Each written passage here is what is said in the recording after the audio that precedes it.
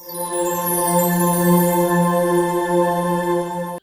word that came to Jeremiah from the Lord, saying, Hear ye the words of this covenant, and speak unto the men of Judah, and to the inhabitations of Jerusalem, and say thou unto them, Thus saith the Lord God of Israel, Cursed be the man that obeyeth not the words of this covenant, which I commanded your fathers in the day that I brought them forth out of the land of Egypt from the iron furnace, saying, Obey my voice and do them, according to all which I command you, so shall ye be my people, and I will be your God, that I may perform the oath which I have sworn unto your fathers to give them a land flowing with milk and honey, as it is this day. Then answered I and said, So be it, O Lord.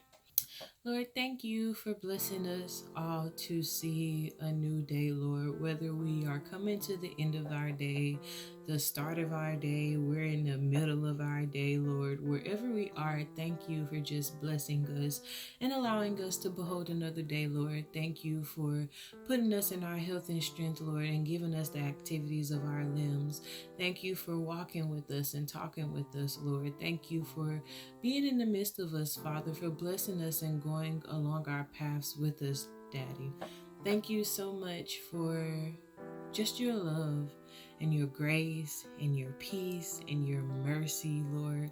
Thank you for your understanding. Thank you for your kindness and your compassion.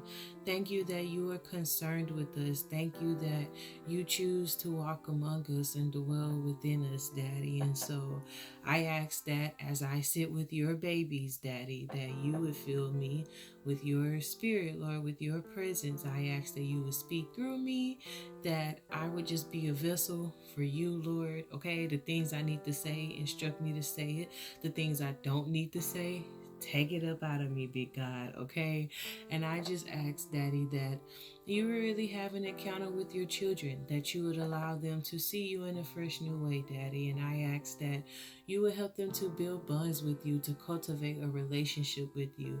I ask that you would mend broken hearts, that you would mend broken relationships, Lord. I ask that you would uplift those who feel downcast. I ask that you would give comfort to those who feel inconsolable, Lord. To those who feel brokenhearted, let down, torn down, just rejected, Lord.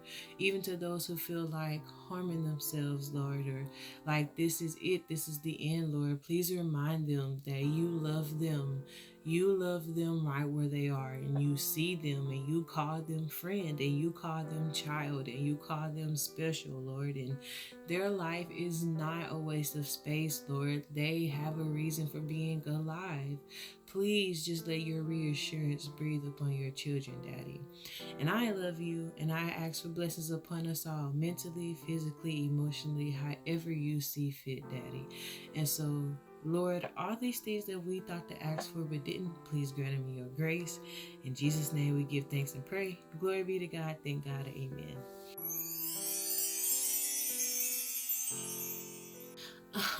All right. So, welcome back in, friends. Welcome back. I hope you've been well and swell. Yes, you see the sweater. It is sweater season. So, I'm so sorry for a lot of like this that's going to be going on in this. Your girl is cold, okay? I'm sorry if I play with my septum, okay? The nose get a little sniffly around this time, all right? Start running, you gotta go, you gotta catch it. You know what I'm saying? You gotta catch it. But really, friends, welcome back in. I just hope that you are peaches and greens. By the time this goes up, it'll actually be hopefully on Thanksgiving Day. So happy Thanksgiving, even if it's a few days late. Happiest of Thanksgivings. Fill up your bellies, okay? Remember to give thanks to the Lord, because there are some people who are starving and they don't have meals, or they don't have, people to come and celebrate with them, or they don't feel thankful for a lot. And so if you feel thankful for a lot, if you're blessed to have family around, food around, to even breathe, just thank the Lord. Be thankful. I know people have their own opinions and ideologies behind Thanksgiving. So I would just advise you to focus your attention on the Lord and really just create a day of remembrance of all that he has done for you. Things that make you thankful for another day. So yeah, guys. Let us get into the Bible tea, okay? Yes, that's what we're here for. So before we get started, I know I read something to you, and this one was called Obey God's Voice, which is why I wanted to read that little passage to you. And while we are not under the old covenant, we are under a new covenant with the Lord. And just as our forefathers had to obey back then, we must also obey this new covenant if we want to receive the inheritance, the blessings, the pizzazz, the eternal life. You know what I'm saying? All that.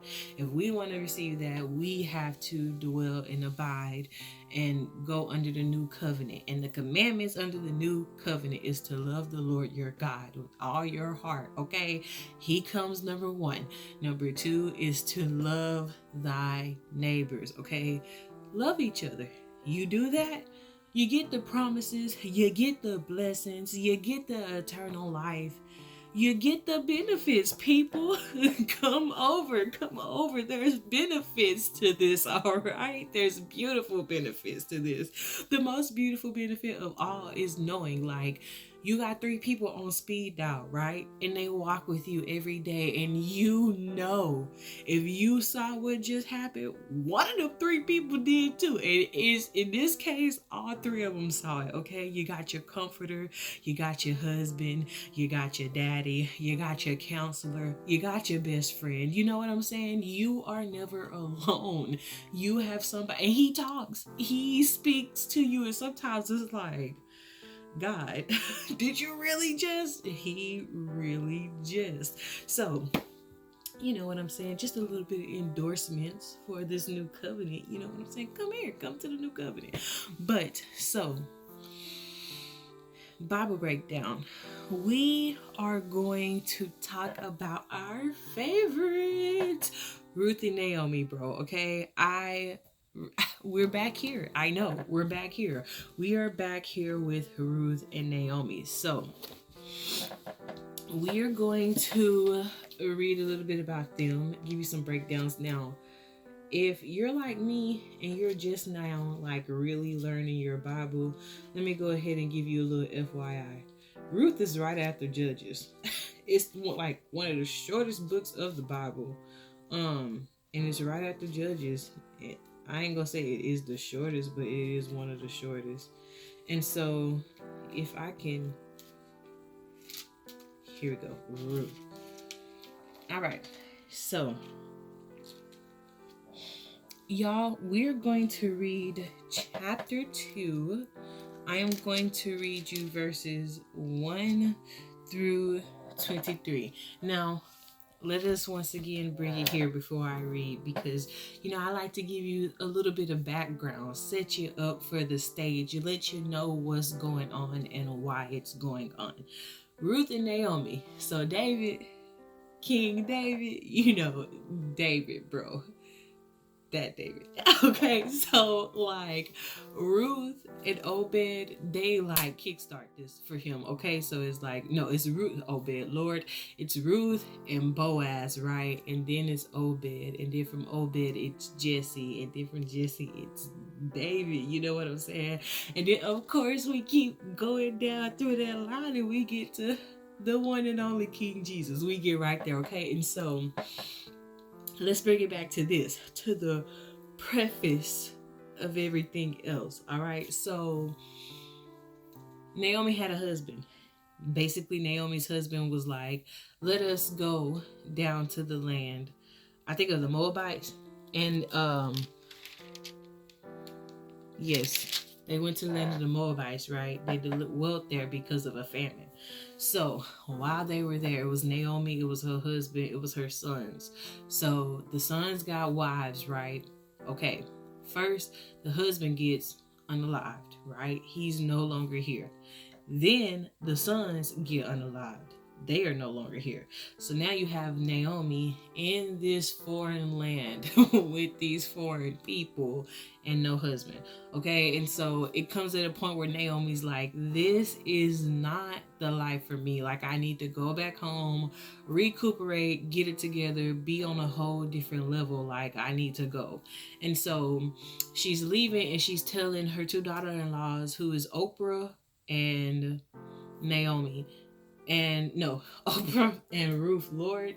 And so, oh, she's telling them, like, y'all don't have to stay with me. Like, if I have sons, they're gonna be too, like, are you gonna wait for them to get your age? Like, at the big age you already are.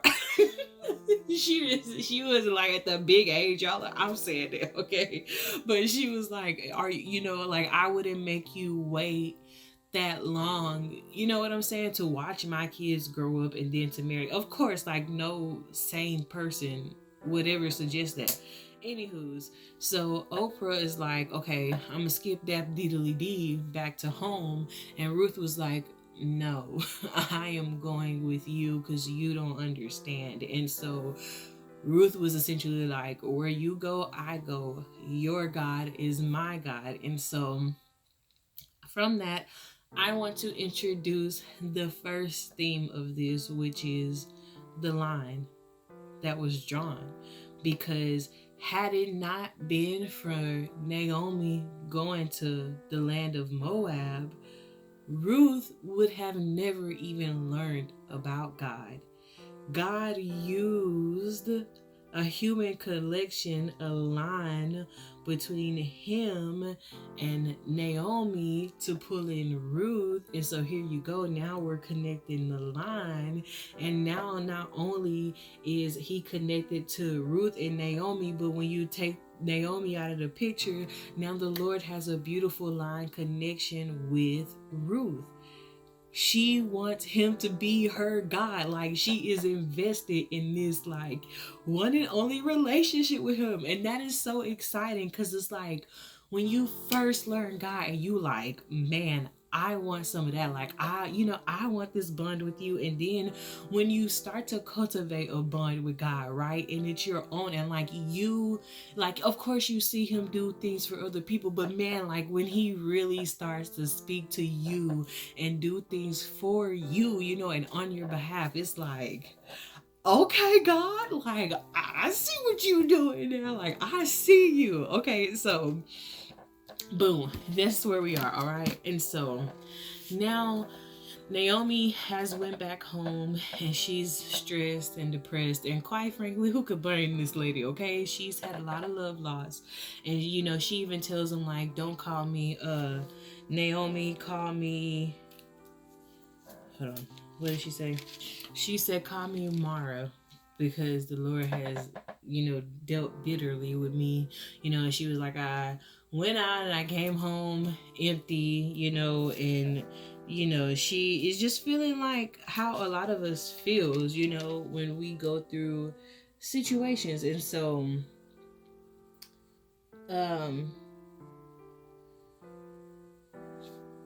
yeah. Okay, so let me now read to y'all chapter 2, 1 through 23. Okay. And Naomi had a kinsman of her husband's, a mighty man of wealth, of the family of Elimelech, and his name was Boaz.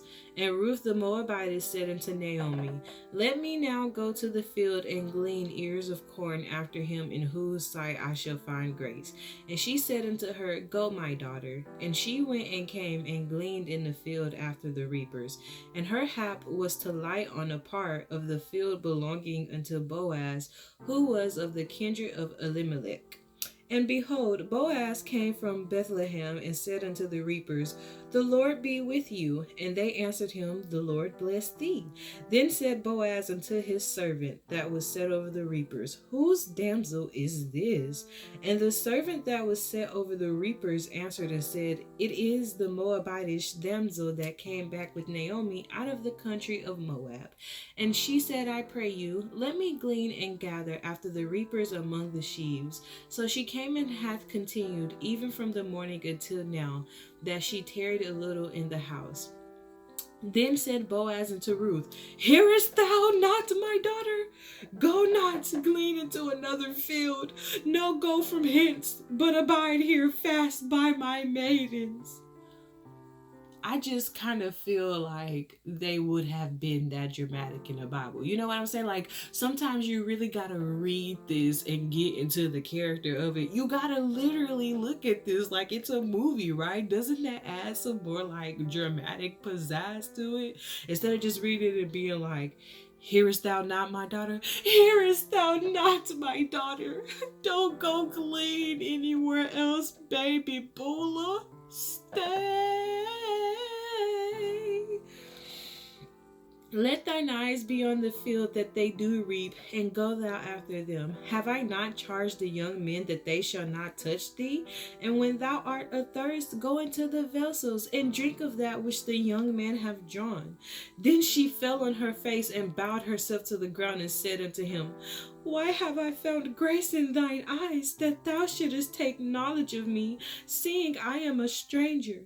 And Boaz answered and said unto her, "It hath fully been shewed me all that thou hast done unto thy mother-in-law since the death of thine husband, and how thou hast left thy father and thy mother and the land of thy nativity, and art come into a people which thou knewest not heretofore.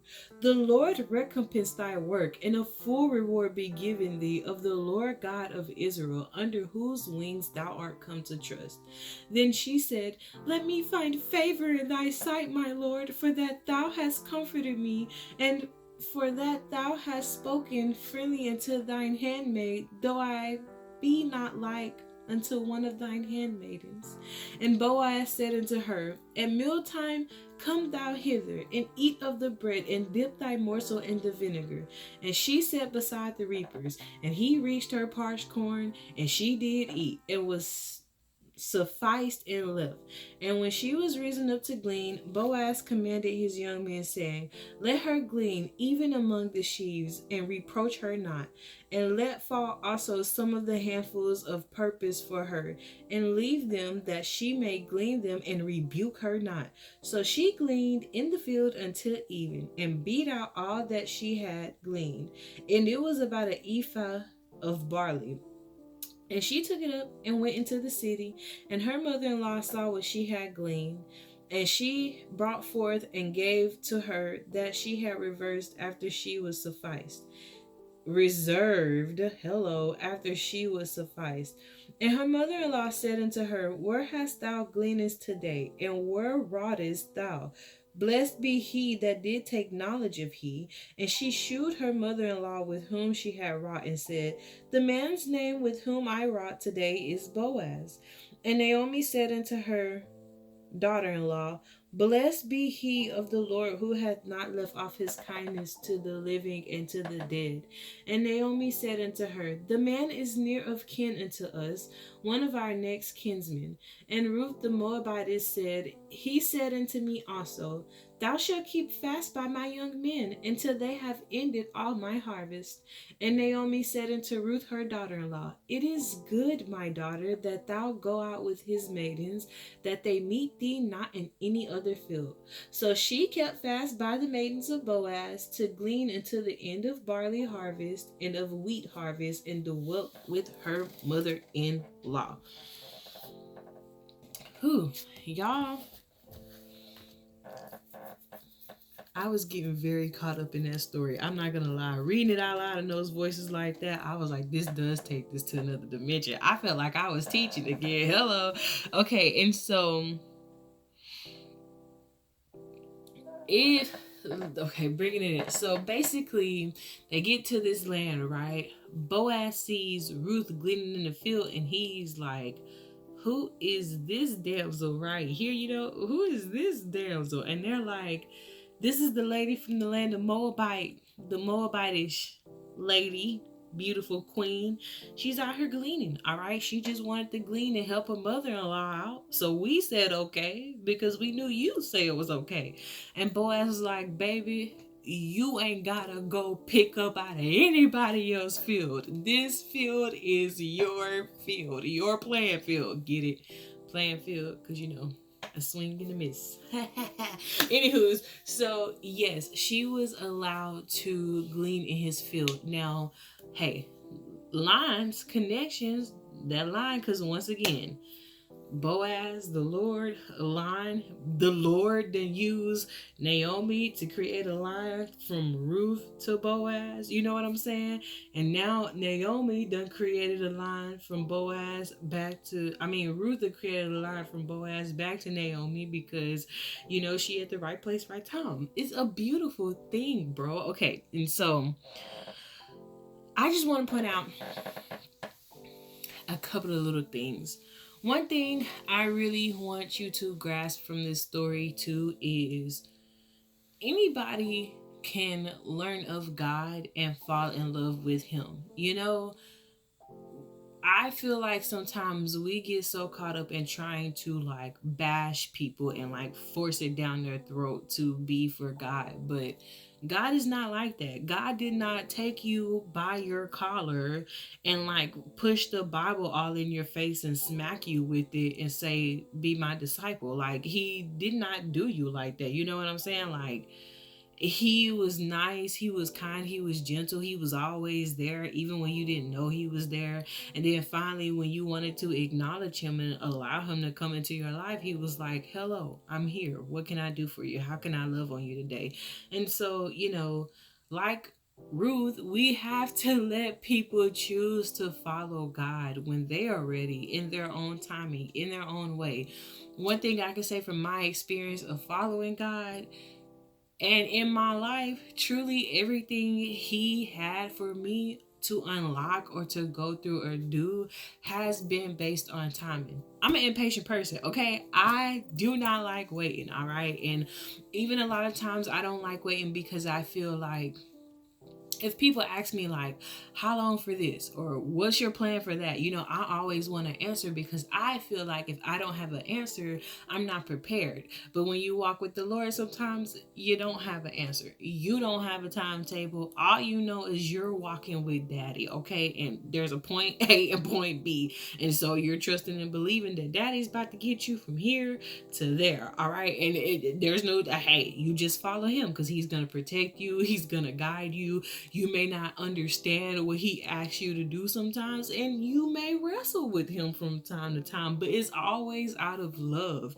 You're learning Him. He already knows you, but you're learning Him and you're allowing Him to shape your mind and your heart, and to open up to receive Him. And so you have to allow people their own time and space to cultivate their own relationship with the Lord. So please don't beat nobody up and try to force anybody to love God, because God is not out here trying to force people to love Him. Either you're going to love Him or you're not. And so you just live your life in a way where people can, like Ruth, see God in your life and want to have a relationship and a covenant with Him. I also want to point out, I know a lot, we talk about things like, or I talk about it, I know I've joked about it, especially on a Pac's perspective of like not letting people talk you out of your big girl panties. Because hey, I'm just saying, hey, all right, attractive people don't front. Like they come and you're like, ooh, just oh. I was telling my friend I have this new crush on this Latino, and I'm like, all of the principles that I have to hold on strong, because I'm just like, this is my husband, and the Lord's like, that is not your husband, stop saying that. And I'm like, yes, he is. Okay, if you want to know about him, It's Raul Alejandro. Look, it's Raul. Like, oh, I love him. Okay, like I love his songs. But this is the point I'm making. This is the point I'm making by bringing it up by this. Boaz probably thought Ruth was beautiful. You know what I'm saying? And he was like, oh, yeah. Because when he saw her, he was like, whose damsel is this? You know, like when I saw Raul, I was like, but it was her heart that drew him to her. You know, when they told him about like what she was doing for Naomi, like for them, you know, like this lady, she left her own home to come out here. You know what I'm saying? And like, be with Naomi. She didn't have to. She was not obligated to be with her at all, but she chose to be with her. And she's out here working for Naomi, like, you know, for the both of them, but she's trying to help still take care of Naomi. And she's not obligated to do that. And so I say all that to doubly say, you know, looks are nice and all. People can be beautiful. You know, I like to think that I'm beautiful. Okay. I've dealt with some self-conscious issues in my life, but you know, I think I'm beautiful. Still though, I feel like my beauty comes from within. You could be a beautiful person, you can just be drop dead gorgeous, but if you don't have no substance on the inside, if you're not, you know, filled with goodness and love and peace, you know, and happiness and fruits of the spirit and things like that, then, and even if you are filled with fruits of the spirit, you just need to be a godly good person, okay? And I don't know how to word it any better than that, but I just feel like even though looks are great, they're not everything. They are vanity, you know, if that person is not living right, you know. Don't think that beauty is everything. And so I wanted to stay with that there too, because you really need to look at a person's heart. You know, whenever they are doing the type of person they are, the type of character they are, you know, that should be why you find somebody like attract. Yes, you can find people attractive who are just attractive, but I feel like when you really know a person, that's what should attract you to them. Their insides, what they have to bring to you outside of their looks. Because, baby, you'll see something fine, and that's just lust of the eyes, okay? And lust of the eyes can get you caught up real quick. And then something that was looking so beautiful and so bright, you get it, and it looked dull, dark, and dim, okay? So don't go there, okay? Be so safe.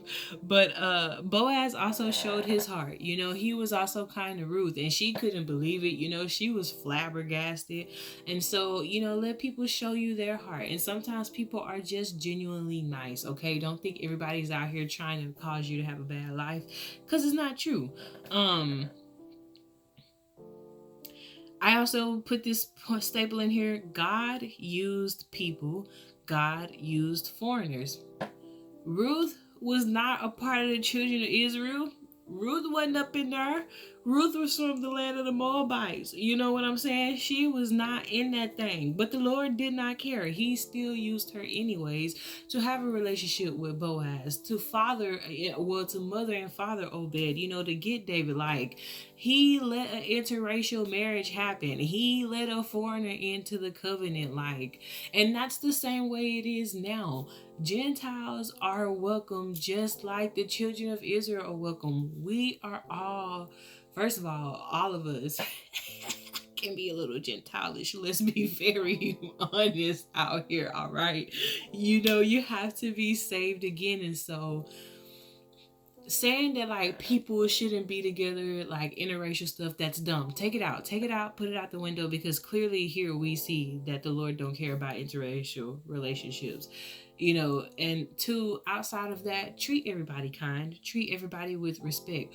We are all different shades and colors, but we come back from one man, okay? We come from one man, from one God. We all had one dad and one mom named Adam and Eve, okay, who started all of this. All of us were a part of them. And so there should not be any like, no, okay? We are all the same.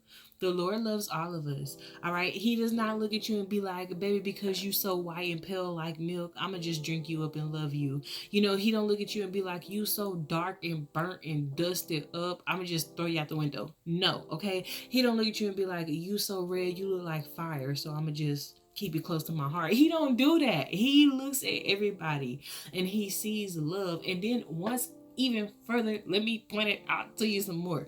Do you know that in this lovely thing called the Bible that I'm reading, I'm starting to learn and understand the way we see race is not how they saw race back then. For instance, Ruth is from Moab.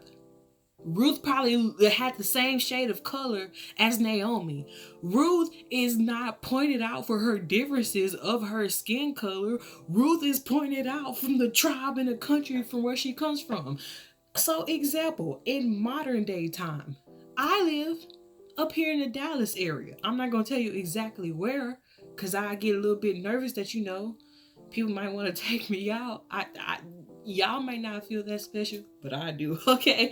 But I live in the Dallas area. So if I was in the biblical times and say, like, I married somebody from, like, the Houston area, the Bible would have said something like, 𝕯𝖆𝖎𝖆, a lady from the land of Dallas, 𝕯𝖆𝖎𝖆, a dandelionitis woman, 𝕯𝖆𝖎𝖆 woman, she was in love with a Houstonian man. They would have said something like David the Houstonian. I don't know, but you get the point. Like, it was by where they lived at, not the colors of their skin. And so reading the Bible and having that click in your mind and then see the way the world is turned upside down about it, you just really got to be careful where you put your energy at, okay? I'm not saying that racism don't exist, it do, but I feel like at this point it shouldn't exist because obviously race and our perception of it is much, much different than what it was a few years ago. But that's just my stance on it, okay? All right? So, love everybody, no matter the skin color. We all deserve love. We are all the children of God. It does not matter what you look like. The Lord loves everybody. Everybody is loved by the Lord. He simply died for everybody on the cross. No one was exempt from that. No one was pushed out from that. He simply died for all shades, all creeds, all backgrounds, all everything. He died for us all. Well, I don't know if I should say all creeds. Well, I mean, I guess, yeah, because he still died for the even the ones who don't believe. He died for them because I guess at one point we were all like unbelievers. I ain't getting too technical, okay? I feel like I can get too deep and talk myself into something I can't untalk out of. All I know is that he died for everybody, so I'm gonna assume that he died for everybody at every stage of life because he created us and he knew us from those stages.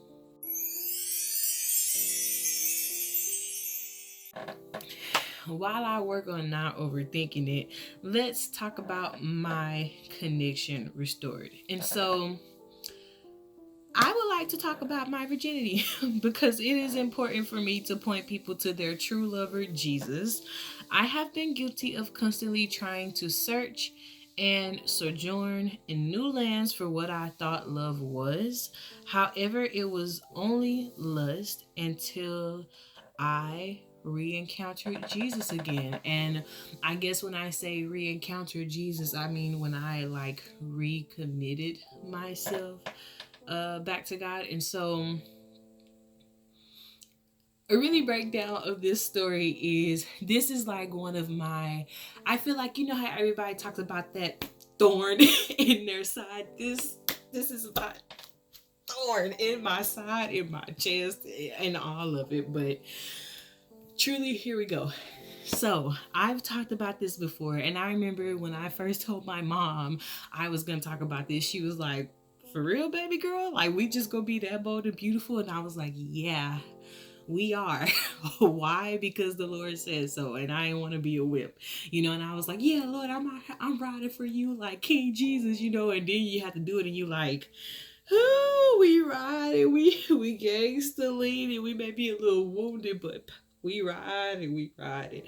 So if this is your first time watching, don't run away. I promise we love you here and there is love here. But for real, if it's your first time watching, or if maybe you're not new to this, and maybe you are maybe you are not new to this, but if you are new to this, strap yourself in, babes, because let's go for a ride. So I am a virgin. That's the start of this conversation. I was a virgin addicted to porn. That's the second part of this conversation. It's wild, I know. Let me kind of really cast out, reel in a little bit more, and see if I can like get you on track. So I remember vivid things happening in my life. Two distinct things, from like being a kid. I can remember some things. I can't remember everything, but I do remember. I don't know if it's important instances. I remember some things from when I was a kid. The first instance I remember, or one of the first instances I ever remember of my life, was me worshiping the Lord one day. I was worshiping the Lord. I was on this bunk bed. I was crying out to the God. It was like a sunny day. It was like I really could feel God through the roof of the room. A couple of days later, somewhere in that time frame, I experienced my first assault, sexual assault, and thankfully it was stopped before it could get worse, or I guess like the big final hurrah of it could be committed. That sounds so ominous, but just know regardless, it was like a setup. I'm gonna just say it was the setup to something that it was a bad situation. And so after that, it just it kind of happened to me again. Kind of it happened to me again, and this was not just like a one-time instance. A female cousin of mine, she did it to me, or I guess in this aspect wanted me to do something to her. And after that, I remember like I would experience things like getting beat up, getting pushed in closets. Well, not beat up, I can't say that nobody put their hands on me, okay, but I did get threatened. I did get like my dogs taken away from me. I did get put in closets, got put out the bed, all that jazz. And so that happened. And then I was introduced to a movie. I'm gonna just put it like that, at a very young age. And because I so I think I just got like drawn into that world because they were doing things I knew I wasn't supposed to do. I wasn't even supposed to be watching this. I knew that for a fact. You don't watch this. You don't tell nobody you've seen this, but as a young girl, and I'm talking, when I say young, I'm talking about I was under the age of 10 as all of this is happening. I'm under the age of 10. And so, I was introduced to that portal very, very young. And, not even there. When I went to school, I had a situation where a girl tried to lay under my blanket and like touch me inappropriately. I had a guy sneak in the bathroom who I thought was a friend, and I had the principal's office called, and I got blamed, but it wasn't me. Like, he walked in on me, and even when I got older, I had a guy come to the house who said he was a best friend. And, my dad was like, don't trust him. And I was like, we trust him. We should have never trusted him, and thank the Lord through all of these like situations, they didn't go worse, because I could have had like my whole experience ripped from me. I could have been like, I just could have been so much more worse off than what I am.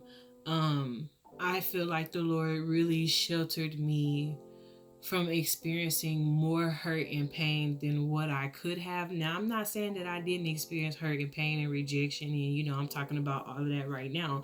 It's going to carry on, but I do have to also think about some people, they're not as lucky as I am.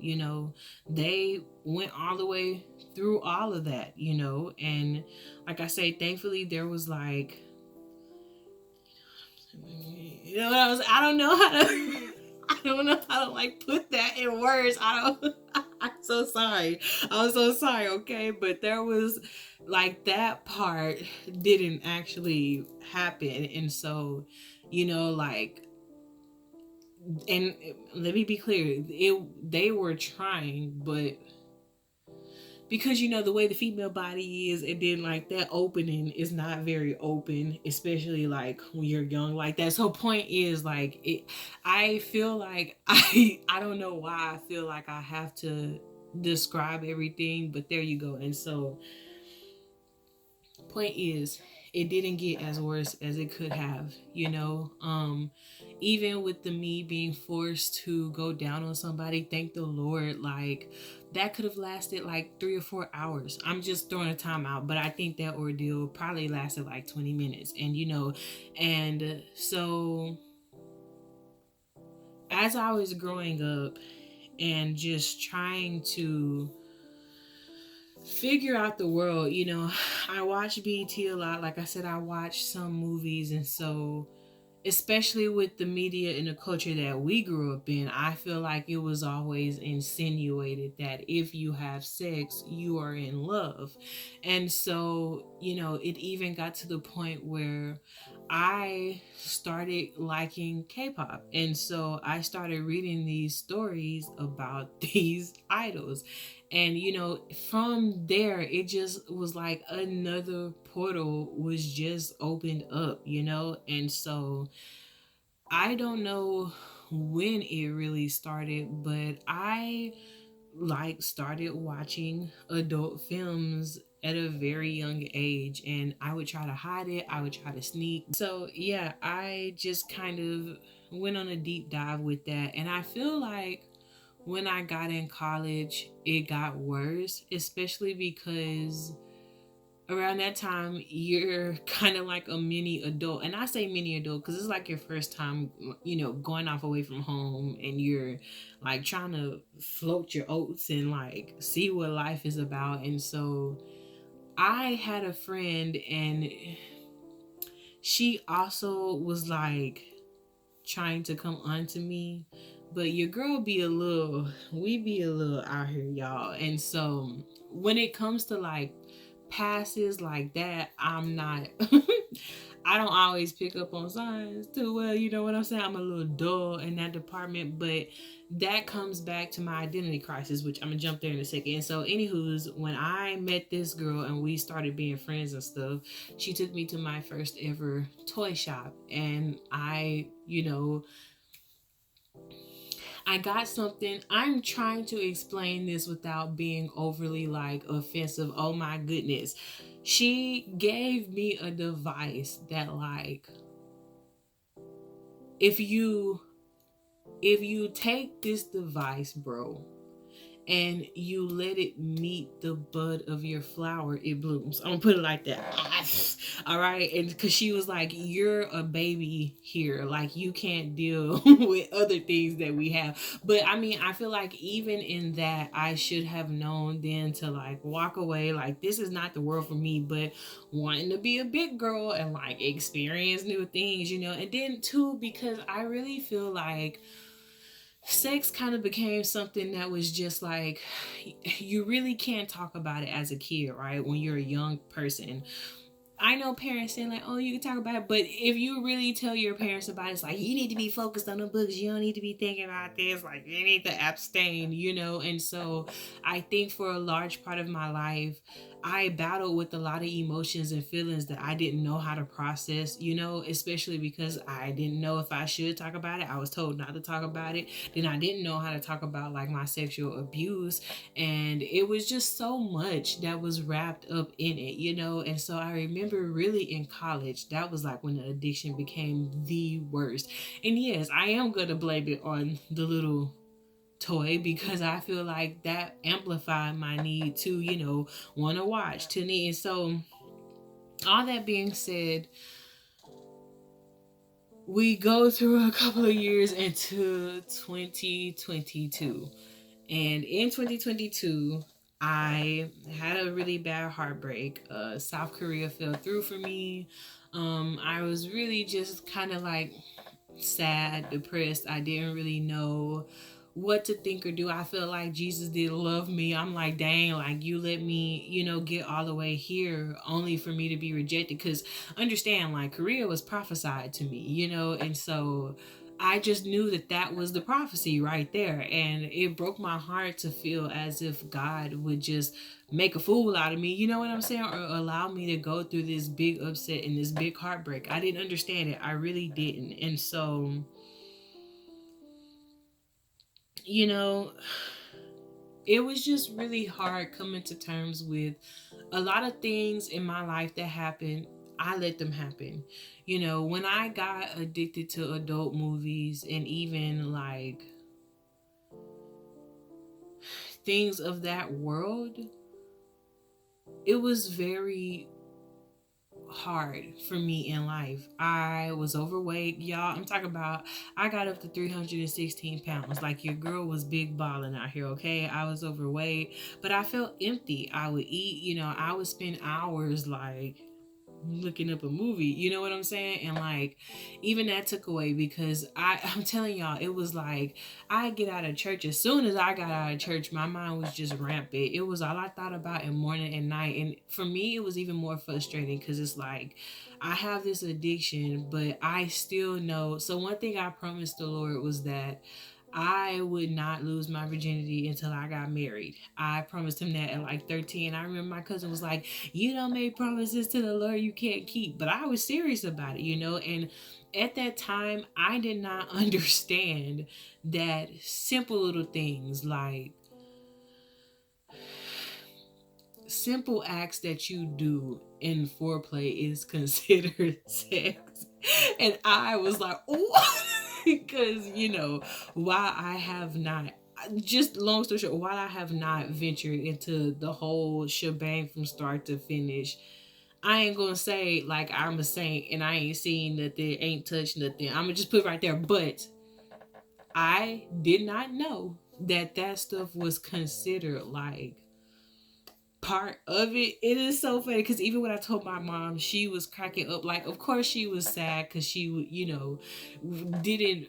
I don't want to say sad. I think she was sad about the things that I experienced, but she was cracking up at like my lack of knowledge. Because I'm telling y'all, some stuff I feel like even now I learn stuff about like the human body and about like the art of it, and I'm just like, oh, it's a different world out here. And so, yes. And so, one of the things, obviously, that I did was play with the bud, the flower bud, because like I said, I'm so sorry, y'all. I'm really not trying to be gross or like put you in my business too much. I'm really just trying to speak to somebody. You may think that like it's not harmful. I did it for the reasons of like, oh, it's stress relief, or oh, it's not harmful. Like, I ain't harming nobody. Like, I'm just exploring. I'm just learning my body. Which, yeah, you need to know your body and you need to explore some things. But some things the Lord left for you to explore with your husband. And so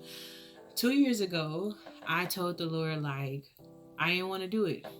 And honestly, my porn addiction was something I was trying to break since college. 10 years or so, maybe even longer. Because I'm talking about, I was like a really young girl when I first got exposed to it, but the really bad addiction of it, I feel like really skyrocketed when I was in college. So I'll say about like 10, well, maybe like, because if that was 10, 9. So about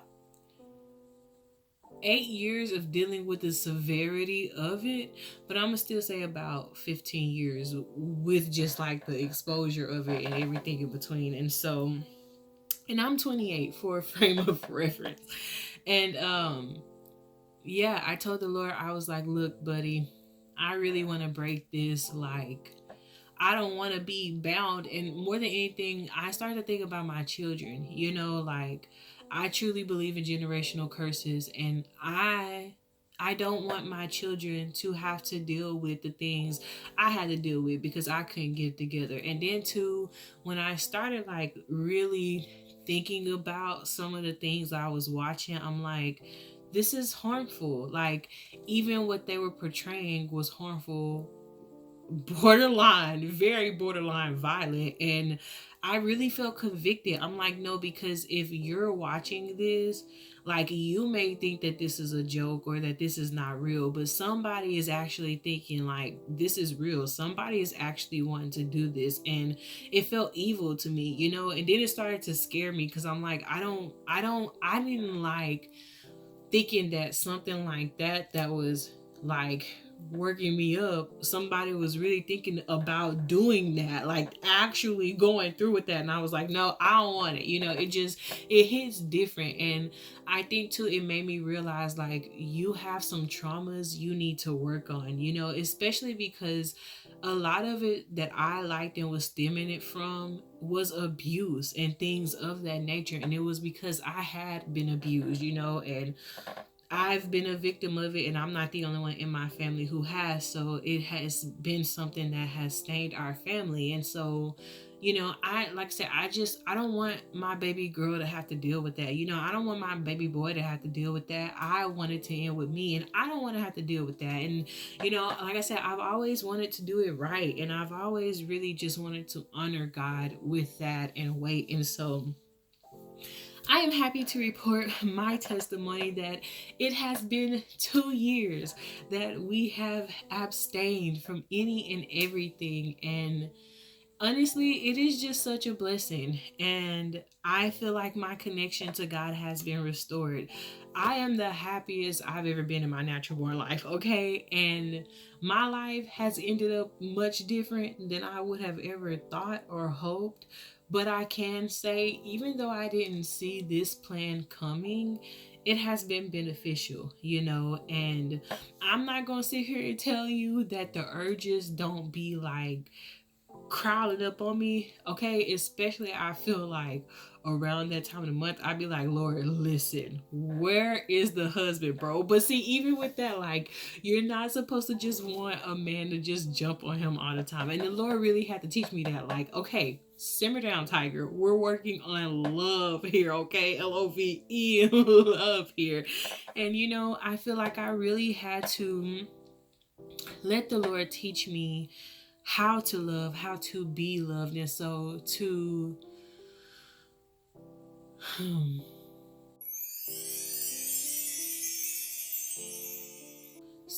wrap it up, I want to wrap this up a bit different right now. So, if you're a young girl, let me just tell you, I've been rejected by every race. Black man, white man, Latino man. Your girl has been rejected, okay? So much so to I really believed that like I was the issue. A lot of times in school when I was younger, I really assumed that I was just ugly and unattractive. And that stuff, if you don't treat it, it really stays with you. Because a couple of days ago, my grandma told me I looked small, and I was like, no, I don't, Roberto. And when I told my best friend, y'all, she made a noise, she was like, and I realized I was being one of those girls that do that, but I wasn't doing it to float my own boat. I really did not tell a difference, and I know that stems from trauma that I'm still working on, from being rejected. When I was younger, I was told I was big, and it wasn't until I got big that I realized we was not big in these streets, okay? But I let people talk me out of that, and so, I really feel like because that made me reject myself even more, I felt like the only time I would ever get a guy to notice me or want to be with me is if he wanted me in that way. And to me, somebody expressing that they want to is love. And no, it's not. No, it's not. Okay. I've heard some stories and I'm like, listen, baby. And even in general, you know, it's truly amazing to me. Like, and I'm not trying to say this in a mean way, so I hope nobody hears this and take this in a mean way, but the Lord has just shown me people as we have grown up, and I have come to realize every man that I thought I want, I did not. And I'm so happy that he shut down concerts. I'm glad that he shut down high school parties. I'm glad that he shut down birthday parties. I'm glad that he told my mama to shut down my telephones when we were being a little bit too bold and beautiful out here talking to these boys. I'm just so glad because he has kept me, you know. And like I say, I didn't know what love was, and I assumed that sex was love, okay? Even though I heard countless of stories, even growing up, about like, you know, this guy broke my heart, and I just thought that like, oh well, you know, he'll really stay with me. I don't know y'all what I was thinking, but at one point I was just contemplating doing it because I'm like, what's the point of waiting? Everybody's out here throwing it back for a real one. I don't even know if I'm gonna have a husband. Like, why do I wait? But honestly, what you do with your body is your choice. I'm not gonna get up here and be like, oh, you need to wait because the wrath of God. Like, no, you know. And if you haven't waited, girl, it's your life. Like, don't let nobody judge you. It's your life. We cannot did you hear what I said? How my story went? We are not judging nobody, but I just want to wait because, first of all, like I say, I really want to know what love was. I want and I desire to know that when I do give somebody all of that, all of me, it is because I am showing you that I love you enough. I waited for you. You know, like, if you cheat on me, do me wrong, blow up our building, whatever, like, I know the blood is off my hands because I did right. And but you know, really too, because like I say, I want to do it out of love. You know, I love my husband, and so I want him to know me in ways that no other man knows me, you know, and no other man can say that he knows me. And I wanted to honor God because I know that that's what he desires. I also know that soul ties is a thing. And listen, no, bro, sleep paralysis was enough. I don't want to deal with anybody else's spirits or oppression or anything else, because the wars that be warring out here already is enough. I don't want to battle your spirits, bro, on top of mine. Like, that's Armageddon that I can just avoid, you know. And so that's not. And two, like I say, I want somebody to have a connection with me that's so much more deeper than like, girl, you look fine, so I wanted to hit it. Because yeah, I look fine, but what about afterwards? What about the day when I don't look so fine to you? You gonna go and hit somebody else? You see what I'm saying? Like, all of that, I cannot. And I'm so emotional. I'm so sensitive. Like, I even told this guy, he's like, I'm glad we didn't get into it. I'm like, I'm glad we didn't get into it, because your house would be burned down. Like, you would not have any form of livelihood, and I would have to go to the Father for a much different reason. So yes, it is good that we stay away from one another. Okay, hallelujah. But yes, please just really remember, man, your body is yours, and what you do with it is your decision. But your girl has done it all right? We've watched the movies. I wrote smut stories. I started that at a young age, and I'm talking about, I've wrote some hard, heavy hitters, but I'm gonna put it out here before anybody else put my business out here, because I don't want anybody else out and be like, oh, that girl who talk about Jesus, she used to write my smut. Like, no, I want to tell it. Now, I ain't gonna drop no name of who I used to be, but you know what I'm saying? I'm not gonna run from it. Yes, I did it, bro. Okay, we was out here. Just, even in that, y'all, I was just trying to find love. I just wanted to be accepted. You know what I'm saying? I knew people would accept me for writing them great stories if I did what they wanted. I'm such a people pleaser that, I wanted to people please them. I wrote them smut, so they really loved it. But, it got exhausting and everybody was so meticulous in their details and wants. And then people started asking for the most ridiculous things. And I'm sitting here like, it was a crazy time. But when you want love and acceptance from the wrong people and the wrong crowds, you do the wrong things. And so, like I say, just be grateful to God when he doesn't allow stuff to happen to you, for you, through you. Realize lust is a different thing from love, okay? It is so much more different. And at the end of the day, you want to always make sure you are surrounded by people who love you. Don't let people cross that boundary of playing with your body and like worshiping you if they are not gonna love you, if they're not gonna stay with you, spend time with you. And I get it, sometimes you get with somebody, get to doing it, and then you just realize that you're not together no more. I'm not saying all that. I'm just saying, when you are deciding to let somebody explore you, really think about what happens afterwards. Is this person really somebody who got your best interest at heart? Are they really gonna love on you and take care of you? And like I say, even outside of that, just don't think because somebody sleeps with you, they love you, okay? Don't think because you send somebody a picture and they're like, girl, it just stays between us. It might not stay between y'all, all right? It may stay between you, him, and 5 other people. You don't know. I'm just saying. Be careful in all things. Be wise in all things. The best thing about the Lord is you ain't got to snap no dirty picture for him to love you. You ain't got to take off no top. You ain't even got to talk dirty. The sexiest thing you can say to the Lord is, I love you. Bless your holy name. Hallelujah. Praise to the Father. All of that, yes, that floats his boat, okay? That's what he's here for. He's here for your adoration. He's here for your, ooh, daddy, I saw how you handled that. He's here for that. He's here for, my God is awesome. My God is stronger. My God is more powerful than any other God. That is the language he's here for. You ain't got to do nothing other than that. You ain't got to do nothing other than just simply go, oh, God, I love you.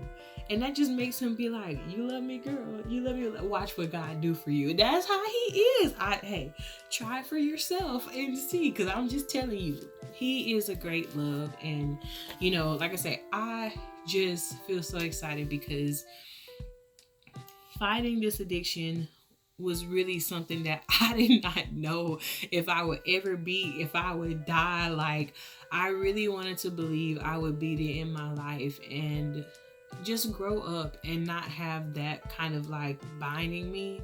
And so to finally be free of it and to, like I say, be 2 years committed to the Lord. Like, I ain't ever been so committed to something, okay? But I'm committed to this, to our promise. I'm committed to him, and yeah, I'm just excited. So don't think you can't break no addictions. Don't think you can't do hard things, because you can. I know, because I'm a walking testimony, okay? You're talking to a girl who has survived thoughts and like situations of unaliving herself, okay? Had a bullet mischarge, all right, that should have took me out, got caught in my panties, in my panty drawer, okay? I've had people walk away from me, betray to me, lie to me, I've been addicted to movies and everything else in between. I've been broken, had a busted up online relationship, like let's keep going, I had to come back home a week or 2 later after like believing and hoping and dreaming for something. Like, I've been out here in these streets fighting 360 pounds. What more you want me to say? But in all, the Lord has been faithful and he's been just and he's been there every step of the way. He's never yelled at me. He's never belittled me. He ain't ever mocked me. He ain't ever turned me away for crying too loud. He was always there reassuring me and loving me. That's my daddy. And so just be encouraged. You can do anything you want to. Let me be that connection line that pull you to the Lord, and let him establish his own connection with you. I just want to point you to the Father. He loves you, and if you're watching this, it's because he wants you to know him personally, and he wants you to know his love for you. And I just want you to know, if he could take something like this whole situation, this mess, and make it into something beautiful and blessed, you're gonna be all right. We are gonna get through this together. And so, yes, please comment and tell me anything you would like me to pray with you about. Or if you have any testimonies about things that the Lord has delivered you from or restored your connection to, if you've had your connection restored with the Lord, drop it on us. Let us know. Speak some truth at us. Okay, we are here for it. Tell us about the tea, baby girl, baby boy. You're welcome here. It is your safe space. Like I say, don't ever feel judged here. You can have whatever kind of party you need to have here, all right? Because in the end, it's really all about God. And He is the only one who can judge us. And I just don't want to step on His toes no more. So I ain't going to try to do His job. But yes, comment, talk to me, tell me any prayer requests, any things you just want to talk about. And yeah, I love you so much. Thank you for sitting here and rocking with me. If you went to like makeup looks or something, check out my other videos on the channel. I got dancing covers. And yeah, but please always do remember that the Lord does love and bless you. May He keep you. I believe in you. I love you. And I hope whenever you view this, you have the most amazing of days or the most incredible of nights. Goodbye, guys.